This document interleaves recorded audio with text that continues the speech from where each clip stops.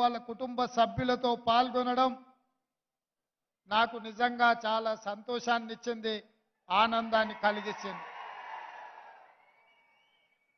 మిత్రులారా, డిసెంబర్ 7 నాడు ఇదే ఎల్బీ స్టేడియంలో ఇదే వేదికగా శ్రీమతి సోనియా గాంధీ గారు, శ్రీ మల్లికార్జున్ ఖర్గే గారు, శ్రీ రాహుల్ గాంధీ గారు, ప్రియాంక గాంధీ గారు ముఖ్య అతిథులుగా పాల్గొని ఇక్కడే ప్రజా ప్రభుత్వం ఏర్పాటు చేసి నేను ముఖ్యమంత్రిగా ప్రమాణ స్వీకారం చేసినప్పుడు నాకు ఎంత ఆనందాన్ని ఇచ్చిందో ఈరోజు మీకు ఉద్యోగ నియామక పత్రాలు అందించినప్పుడు అంతే ఆనందాన్ని, అంతే సంతోషం. నేను ఎందుకు ఈ మాట చెప్తున్నానంటే ఆనాటి తెలంగాణ ఉద్యమంలో ప్రజాప్రతినిధుల కంటే, రాజకీయ పార్టీల కంటే మీలాంటి యువకులు ముందు బాగానే నిలబడి ఈ ఉద్యమాన్ని ఉవ్వెత్తున నడిపించారు కాబట్టి ఈరోజు ఈ తెలంగాణ రాష్ట్రం ఏర్పడ్డది. ఈ ఏర్పడ్డ తెలంగాణ రాష్ట్రంలో రెండవ ముఖ్యమంత్రిగా మీ అభిమానంతో బాధ్యత తీసుకున్న, ప్రమాణ స్వీకారం చేసిన.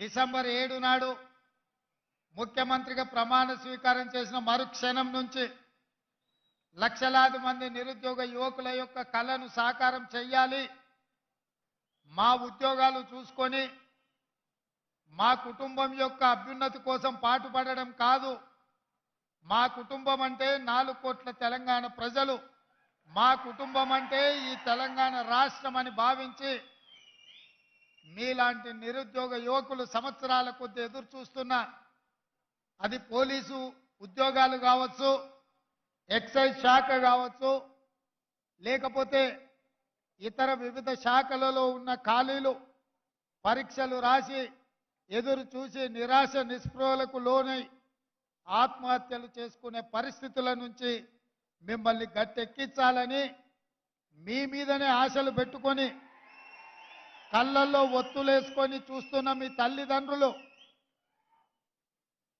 కూలీలకు పోయి రూపాయి కూడబెట్టి మిమ్మల్ని ఉస్మానియా, కాకతీయ యూనివర్సిటీలకు పంపించి పీజీలు, పిహెచ్డీలు చదివించి మీకు ప్రభుత్వ ఉద్యోగం వస్తే మీ భవిష్యత్తు బంగారు బాటలు పడుతుందని, తద్వారా తమ కష్టాలు, తమ కలలు నెరవేరుతాయని మీ తల్లిదండ్రులు కలలు కంటున్నారు.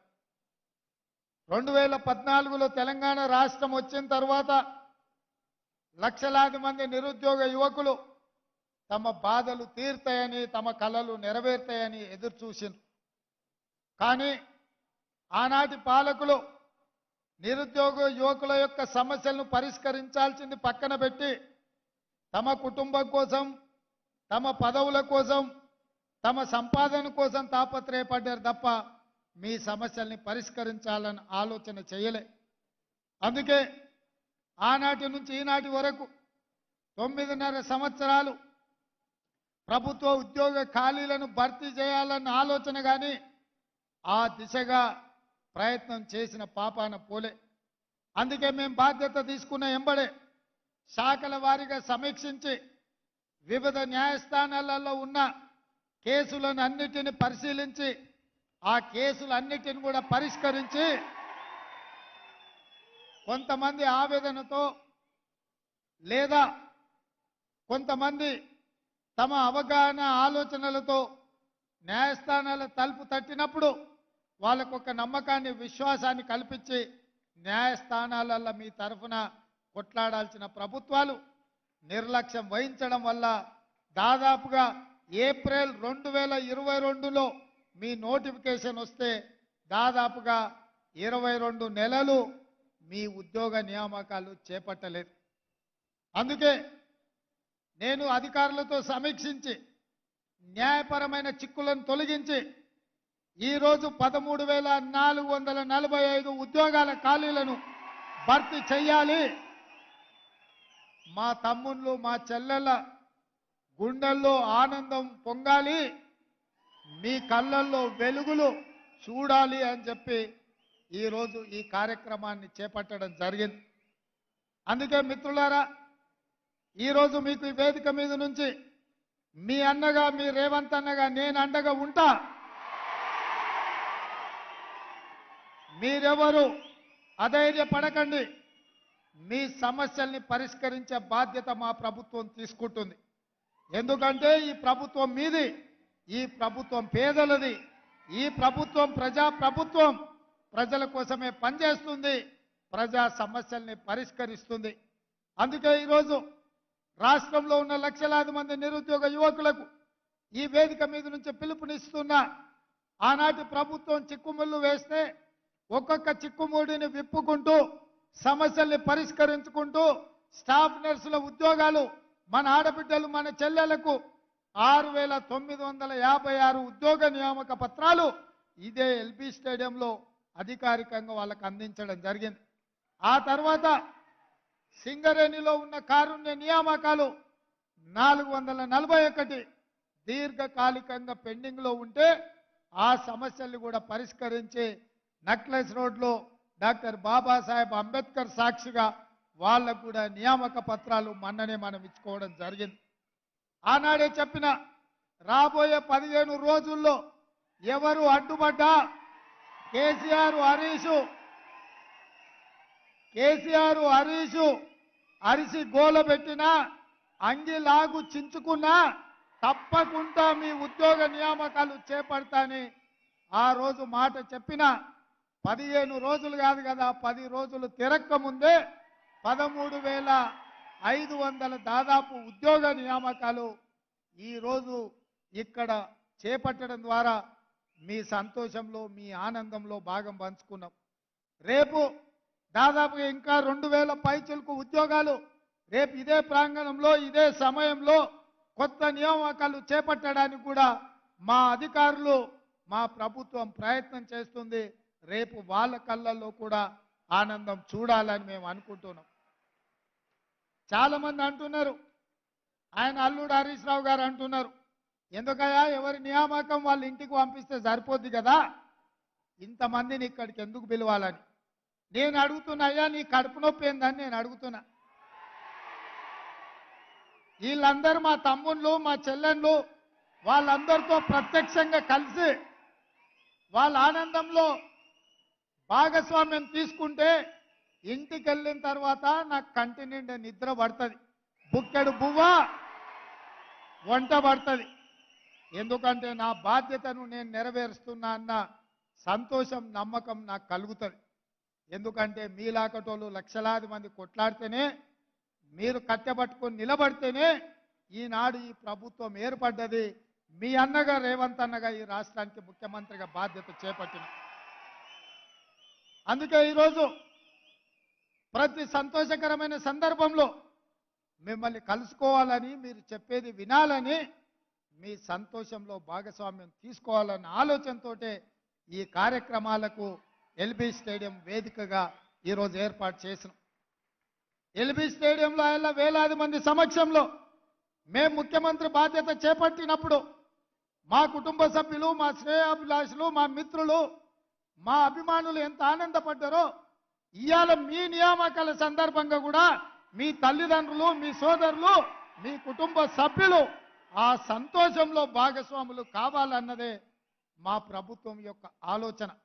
అందుకే మిత్రులారా, మిమ్మల్ని అందరినీ ఇక్కడికి రప్పించి మీ సంతోషంలో మేము కూడా భాగస్వాములమై మీ ఉద్యోగ నియామక పత్రాలు అందించే కార్యక్రమాన్ని చేపట్టినాం. చేపట్టాలా వద్దా అని నేను మిమ్మల్ని అడుగుతున్నా. చేపట్టాలా వద్దా? మీ సంతోషంలో మేము భాగస్వామ్యం పాల్గొనడం మీకు ఇష్టమా లేదా?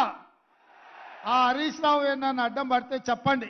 మా అన్న దగ్గరికి పోయినాం, మా అన్నను కలిసినాం, మా అన్న మాకు అండగా నిలబడ్డాడని ఆయనకు చెప్పండి. ఇంకొక మాట కేసీఆర్కు గుర్తు చేయదలుచుకున్నా. అయ్యా, జూన్ 2, 2014 నాడు తెలంగాణ రాష్ట్రం ఏర్పడితే ఒక్క గంట కూడా ఆలస్యం చేయలే. గవర్నర్ గారు అపాయింట్మెంట్ తీసుకున్నావు, మంత్రివర్గాన్ని ఏర్పాటు చేసుకున్నావు. అందులో మీరుంటిరి, మీ కొడుకుండే, మీ అల్లుడు ఉండే. ఆ తర్వాత జరిగిన ఎన్నికలలో మీ కూతురు నిజామాబాద్ ఎంపీగా టికెట్ ఇచ్చి గెలిపించుకుంటే, ఆ తర్వాత మీ బంధువు వినోద్ రావుని ఎంపీగా చేసుకుంటేవి, ఆ తర్వాత మీ సడ్డకుడు కొడుకు సంతోష్ రావుకు రాజ్యసభ ఇచ్చుకుంటేవి, ఆ తర్వాత పార్టీ ఫిరాయించిన మీ ఎర్రబల్లి దయాకర్రావుకు మంత్రి పదవి ఇచ్చుకుంటేవి. అదే 2019 ఎన్నికల్లో వినోద్ రావు గారిని కల్వకుంట్ల కవిత గారిని ఓడిస్తే 6 నెలలు కూడా ఆలస్యం చేయలే. 100 రోజులు తిరక్క ముందే ఆయన కూతురుకు ఉద్యోగం లేకపోతే తండ్రిగా ఆయనకు దుఃఖం వచ్చింది, కళ్ళల్లో నీళ్లు వచ్చినాయి. కన్నబిడ్డను శాసన మండలి సభ్యురాలుగా చేసిండు. ఆయన బంధువు వినోద్ రావును ప్లానింగ్ కమిషన్ వైస్ చైర్మన్ చేసుకున్నాం. నేను అడుగుతున్నా మాజీ ముఖ్యమంత్రి చంద్రశేఖరరావు గారిని, నీ కుటుంబ సభ్యులకు నీ బంధువులకు ఉద్యోగం లేకపోతే 100 రోజులు కూడా నువ్వు ఆగలేదే, నీ కుటుంబ సభ్యులకు ఉద్యోగాలు ఇచ్చుకున్నావు కదా, ఈ పిల్లలు ఏం పాపం చేసిండ్రు? 3650 రోజుల నుంచి దాదాపుగా 10 సంవత్సరాల నుంచి ఉద్యోగ నియామకాల కోసం 30 లక్షల మంది నిరుద్యోగ యువకులు ఎదురు చూస్తున్నారు. కళ్ళు కాసేలాగా ఈరోజు నిరీక్షిస్తున్నారు. ఎప్పుడైనా పిల్లల ఉద్యోగాల గురించి ఆలోచన చేసినవా? ఈరోజు మేము ఆ దిశగా ఆలోచన చేస్తుంటే మమ్మల్ని అభినందించకపోయినావు, మా కాళ్ళల్లో కట్టబెట్టే ప్రయత్నం ఎందుకు చేస్తున్నావు అని నేను అడుగుతున్నా. ఇప్పటికైనా మీకు అర్థం కాలేదా? మీ కుటుంబాన్ని తెలంగాణ సమాజం తిరస్కరించింది, బహిష్కరించింది అన్న సంగతి మీకు అర్థం కాలేదా? ఇవాళ నేను ఉద్యమకారుని తెలంగాణ సాధించిన అంటున్నావు. అదే నిజమైతే కామారెడ్డిల బండకేసి కొట్టిండ్రు ఎందుకని నేను అడుగుతున్నా. నువ్వు చెప్పింది నమ్మకనే కదా? నువ్వు ఈ తెలంగాణను దోసుకుంటున్నావనో, ఈ తెలంగాణను మోసం చేస్తున్నావన్న ఆలోచనతోనే కదా నిన్ను తిరస్కరించింది, నిన్ను ఓడించింది చంద్రశేఖరరావు గారు అని నేను అడుగుతున్నా. నిన్నటికి నిన్న ఆయన శాసనసభకు రాలే, నీళ్ల మీద చర్చ అంటే రాలే, నిధుల మీద చర్చ అంటే రాలే, నియామకాల గురించి మాట్లాడదామంటే రాలే. కానీ నల్లగొండకు పోయి ఆయన బీరాలు పలుకుతుండు, పొంకనాలు కొడుతున్నాడు. ఏమన్నాడు ఆయన? పాలిచ్చే బర్రెనిచ్చి దున్నపోతుని తెచ్చుకుని. ఇవాళ శాసనసభల అటెండర్ ఒక ఆయన ఎదురు పడ్డాడు. సార్ ఒక్క మాట అన్నాడు. నేను అందరితో మాట్లాడతా, మీకు తెలుసు కదా, ఎవరైనా వల్కరిస్తే ఆగిన. ఏంది స్వామి చెప్పని. సార్ మీరు ఒక్క మాట చెప్పాలి, ఇవాళ సాయంత్రం ఎల్బీ స్టేడియం పోతురు కదా అని. ఏం సంగతి చెప్పన్నా? ఏం లేదు సార్, మీరు చెప్పాల్సింది ఒకటే మాట, కంచర గాడిదని ఇంటికి పంపించి రేసు గుర్రాన్ని తెచ్చుకున్నారని మీరు చెప్పండి సార్ అన్నాడు. గత ప్రభుత్వంలో ఉన్న కంచర గాడిదను ఇంటికి పంపించి ఈ ప్రభుత్వంలో రేసు గుర్రాన్ని తెచ్చుకున్నారు. ఏ రేసుకు పోయినా ఆ గుర్రానిదే గెలుపు. ఆ కంచర గాడిదకు మళ్ళా అధికారం అనేది కలలో మాట అన్న సంగతి మీరు చెప్పాలి సార్, మీరు చెప్తే నేను వింటా అని చెప్పి శాసనసభలో ఉన్న ఒక అటెండర్ నాకు చెప్పిండు. ఆ అటెండర్కు ఉన్న ఇంగిత జ్ఞానం ఈ రాష్ట్రానికి ముఖ్యమంత్రిగా పనిచేసిన చంద్రశేఖరరావుకి ఎందుకు లేదని నేను అడుగుతున్నా. ఆయన అంట మళ్ళీ వస్తాడంట. ఎట్లొస్తావా? నీ నడవనికనే చక్కలేదు, నీకు నడవనికనే వస్తలేదంటివి, వీల్ చైర్లో తిరుగుతున్నాంటివి, ఎట్లకెళ్ళి వస్తావు అని నేను అడుగుతున్నా. ఒకవేళ నువ్వు రావాలనుకుంటే ఇన్ని వేల మందికి వాళ్ళ ఉద్యోగాలు వచ్చిన వాళ్ళు ఊకుంటారా? వాళ్ళకు వచ్చిన నౌకరేంది? పోలీసు నౌకరే కదా, వాళ్ళు ఊకుంటారా? నువ్వు యాడికన్నా పోతే ఇవాళ ట్రైనింగ్ అయినాక రాష్ట్రం నలుమూలల ఈ యువకులే కదా ఉండేది. ఈ తెలంగాణను దోచుకున్న నిన్ను, ఈ తెలంగాణను నీ కుటుంబం కోసమే బలిచ్చిన నిన్ను ఈ పిల్లలు పోలీసులు అయ్యి లాఠీలతో 4 మోకాళ్ళ చిప్పల మీద కొట్టి తీసుకుపోయి లాకప్ లేస్తారు.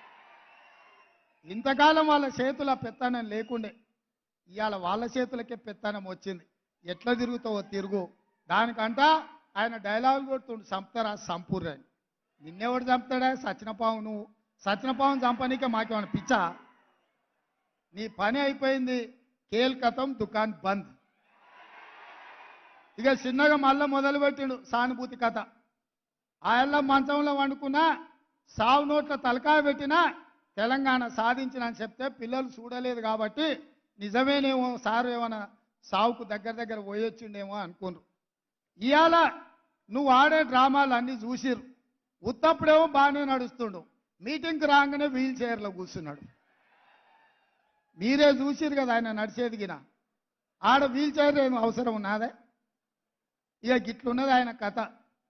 కాబట్టి మిత్రులారా, ఈరోజు ఒక్కొక్క సమస్యను